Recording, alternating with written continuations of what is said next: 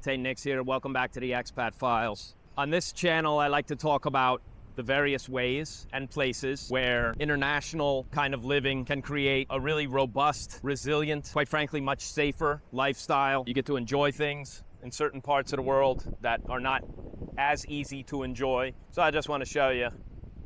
This is a practically uninhabited beach in my little town where I live in Puerto Rico. Not bad. This whole beach, that runs out to the headland there. That's called Cabezas de San Juan. And let me see if I can zoom in. Where is it?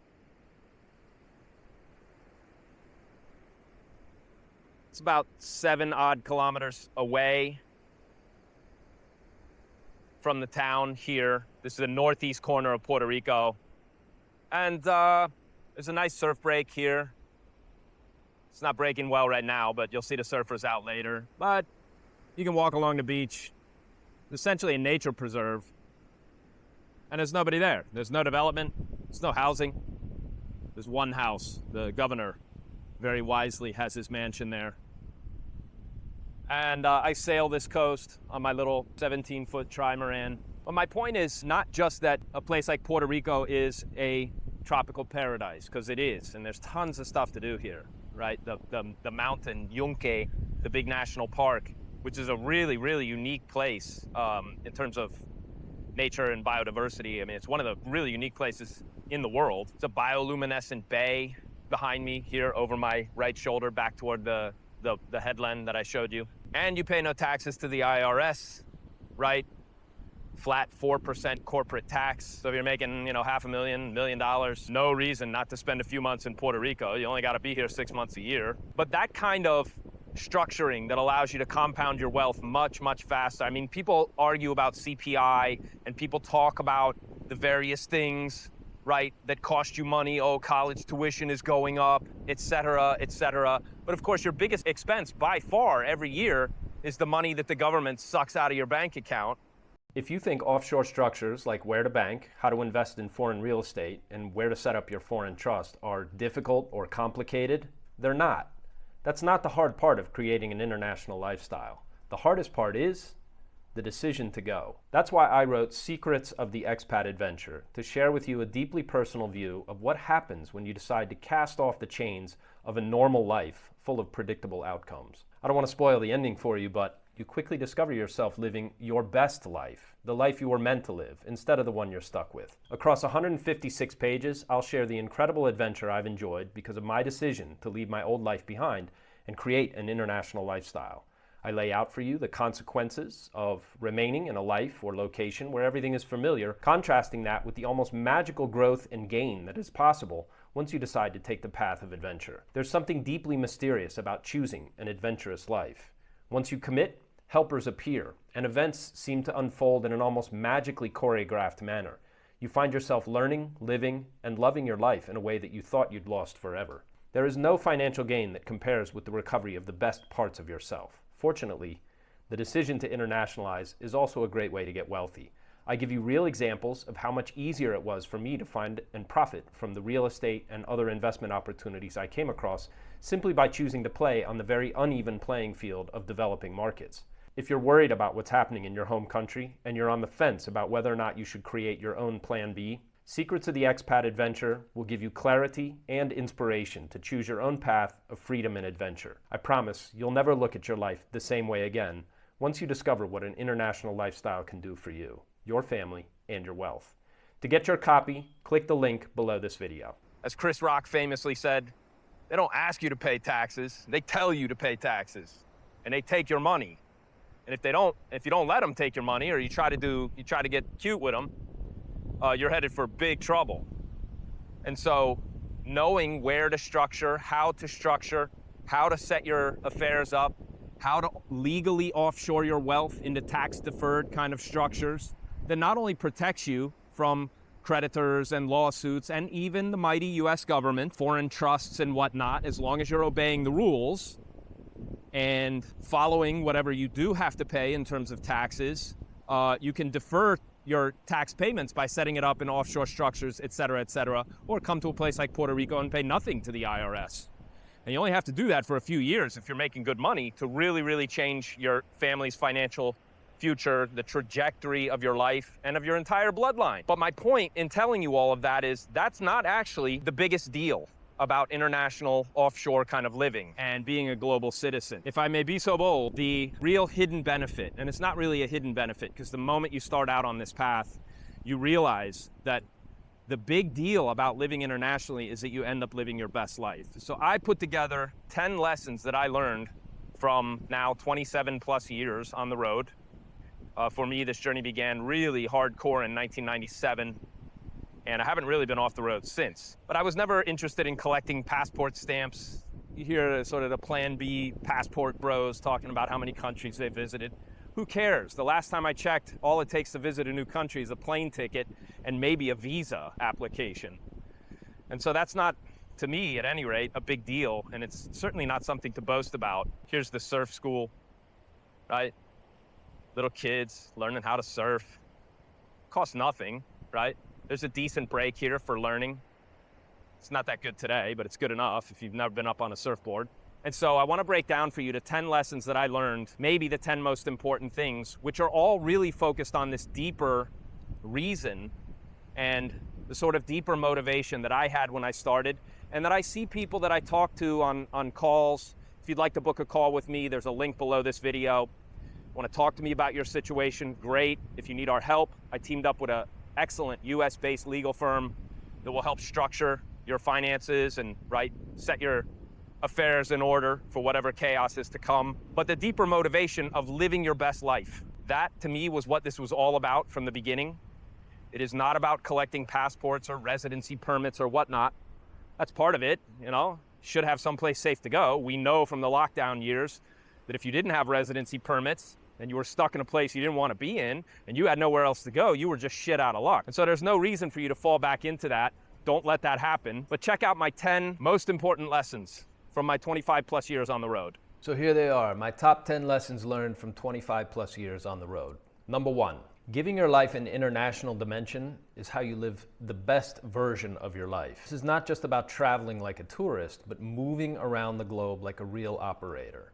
Now, most of what I do on this channel is ostensibly, superficially aimed at helping people figure out how to structure themselves offshore. I try to share with you some of the really excellent places that I've discovered through the years, and I'm still discovering new ones as I continue to travel. But the deeper point of the channel is actually something much more important, which is when you set up your life to live as a kind of global citizen, what you find out is that the options that are available to you, the friends that you make, a lot of whom are more genuine than the friends you have now, the kind of pioneering spirit that you feel also going out and having an international kind of experience, all of these things amount to a much better version than the life most people are stuck with. I like to say, live the life that you want, not the one that you're stuck with. Because once you internationalize yourself, you find that it's not really about creating offshore structures and getting residencies and passports and all the rest. That's the easy part. There's really nothing difficult or complicated or overly impressive about any of that, which is why we offer that service. If you'd like to get in touch with me about structuring your finances and setting yourself up internationally, please click the link below this video.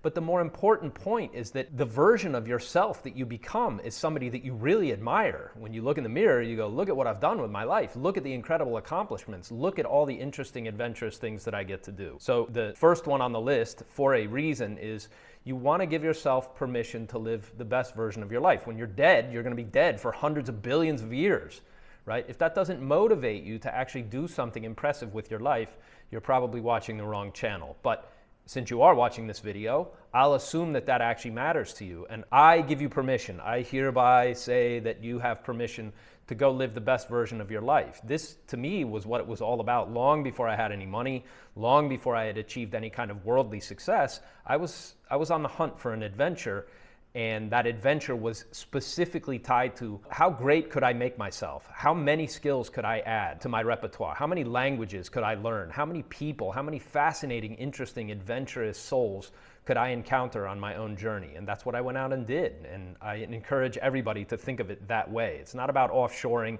That's the easy part. Number 2, if you grew up in the US, Canada, UK, Australia, New Zealand, or any Western country, in Western Europe, for example, you have more means, more advantages, and more reasons now to go international than any other group of people in history. Now, That's a twofold statement. Number one, you've been born with certain advantages. The mere fact that you won the cosmic lottery, like if you were born in the US like I was, and you got to grow up amidst the incredible peace and the tremendous, the wealth, comfort, but also the accumulation of resources that we get to employ.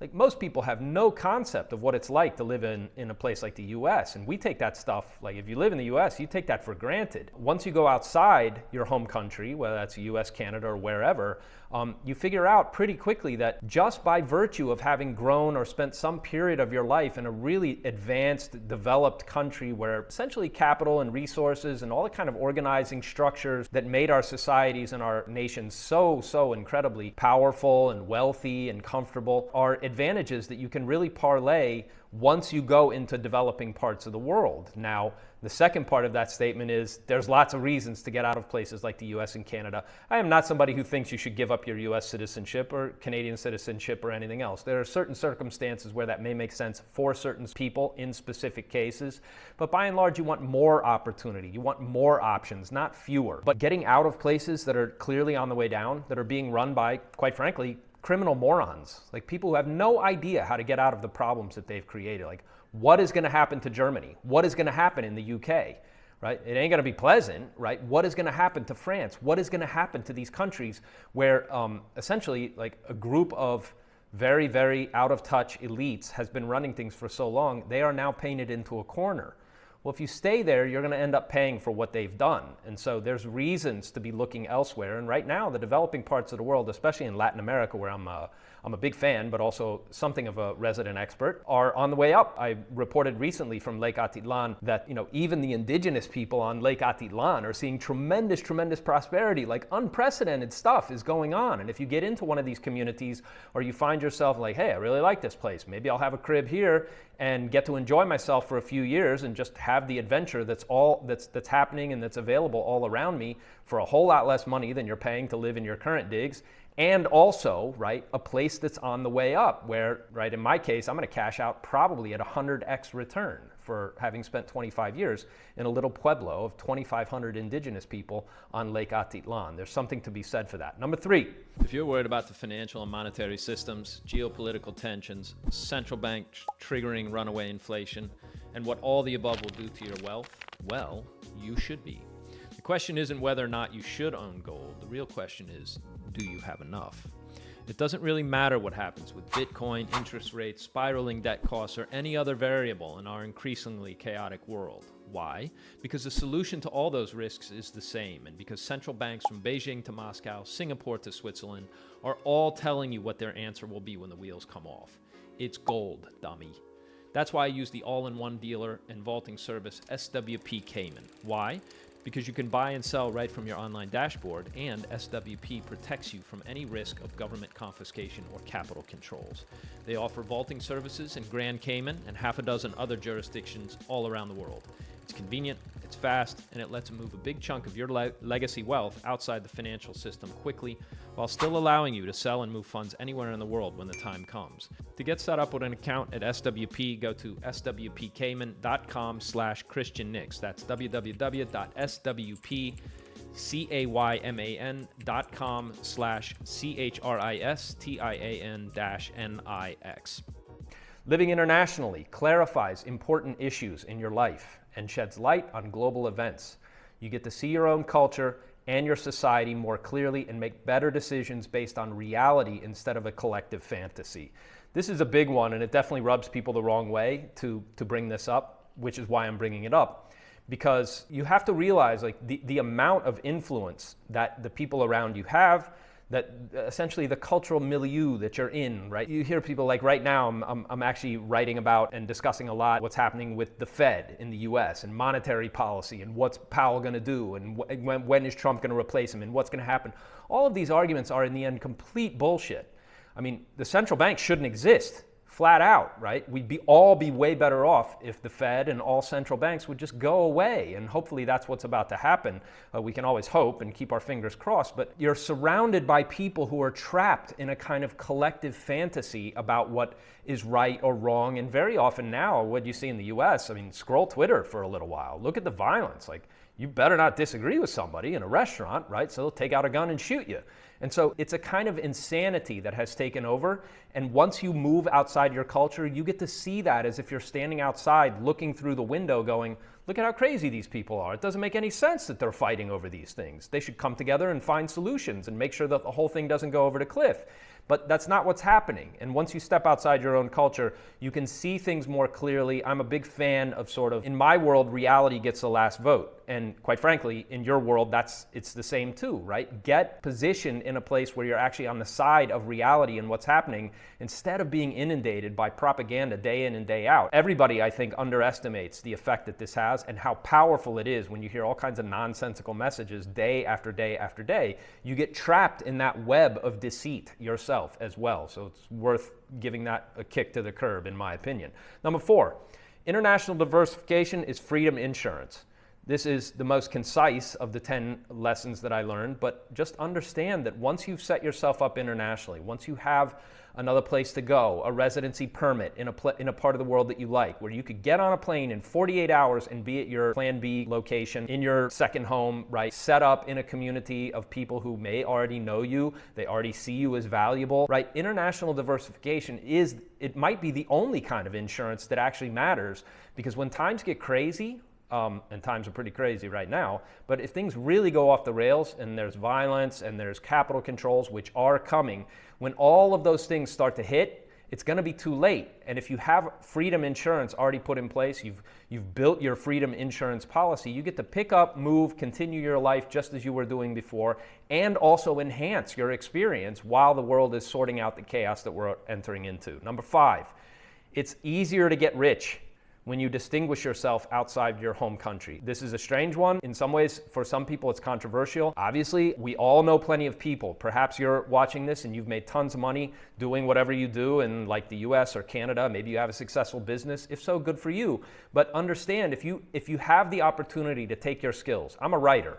I can write from anywhere on earth, but the richness of my writing has been greatly, greatly improved and enhanced by living internationally and seeing where other people live and learning about other cultures and learning other languages and picking up other skills, so that for me, I put off the money-making part of my life until way, way later. Most people chase money, right out of college. You're in your early 20s and you give up, 15, 20, 25, 30 years of your life trying to get to a certain level of net worth. Well, maybe you've already done that. If so, good for you. If you're young and you're watching this, understand that it's much easier to make money as you get older, right? Why? Well, because if you spent those years in your youth, in your mid-20s, like the early part of your adulthood, in your 20s and 30s, going after worthwhile things and adding skills and building value and building yourself into the kind of person that you want to be, well, then you have a tremendous leg up. When it comes time to really cash in on that, you have a whole lot to offer to people, and that's exactly what happened to me. So this is not for everybody. Obviously, if you own like a development company and you're building houses in Florida, well, that's tough to pick up and move. But right, there are probably opportunities where you could apply the skills that you've learned in that business and actually take them abroad, in which case, imagine how far ahead you would be in your chosen field if you went to a developing part of the world or some place that's not quite as developed and wealthy, and you took your skills and applied them there, right? You have a tremendous advantage when you go international. Number 6, when you go international, you become someone with an impact on the world around you. I've seen this over and over again. People who have seen how the world works, who aren't naive, who haven't been hoodwinked into, some kind of political shit fight where, everybody's arguing about stupid stuff and all the rest, where you're developing yourself in a direction that results in real value to the people around you, you become somebody of real weight. You become somebody of real consequence. And other people seek you out. They want to know what you think because they know that you have a take on the world and that you have your finger on the pulse of something that's completely different than, the Jim Cramers of CNBC fame and things like this, right? So much of what is going on around you is complete nonsense. And when you step outside of your own culture and you start to learn how the rest of the world operates, how the rest of the world lives, you see things from a different point of view, you become somebody of real consequence. It's worth it. Number 7, finding great mentors. This is mostly aimed at younger people, but not exclusively, right? Here, mentor could also be a partner, a business partner, right? Somebody that you come in contact with and you figure out, we should do something together. We should absolutely launch a venture together. Finding great mentors is easier when you break away from the crowd. I had mentors in medicine, sailing, dancing, language, videography, All the other skills that I've developed were all the result of me finding somebody and just offering, like, can I pay you to teach me or tutor me, or could I do a little unit of learning with you?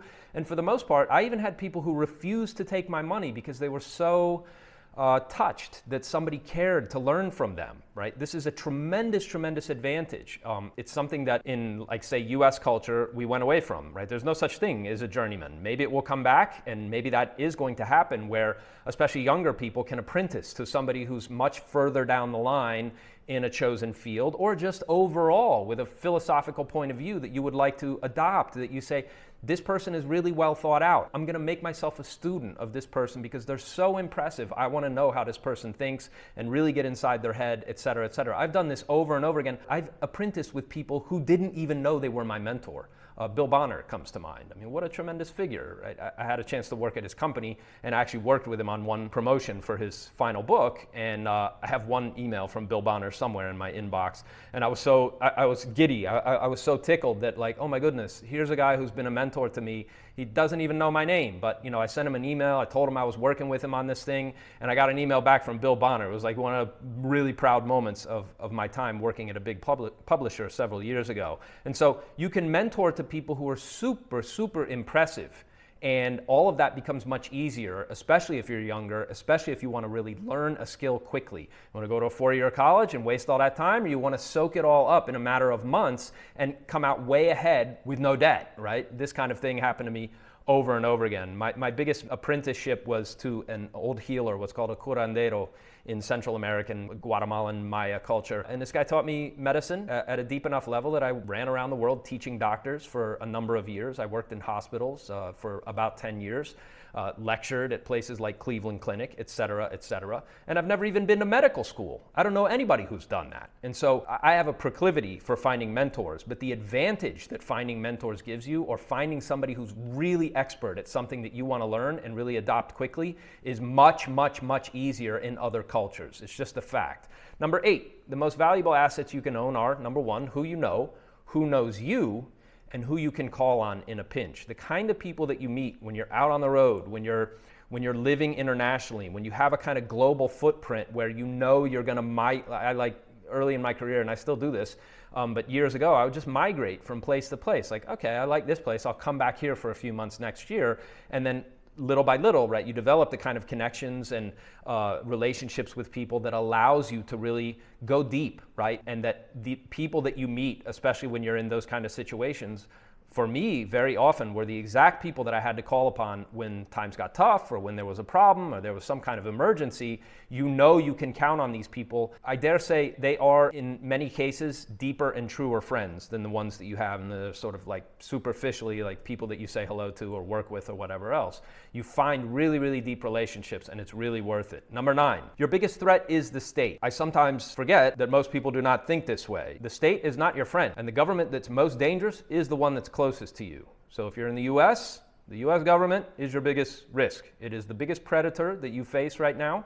and they do think of you as their property, and they think of your wealth as being their property.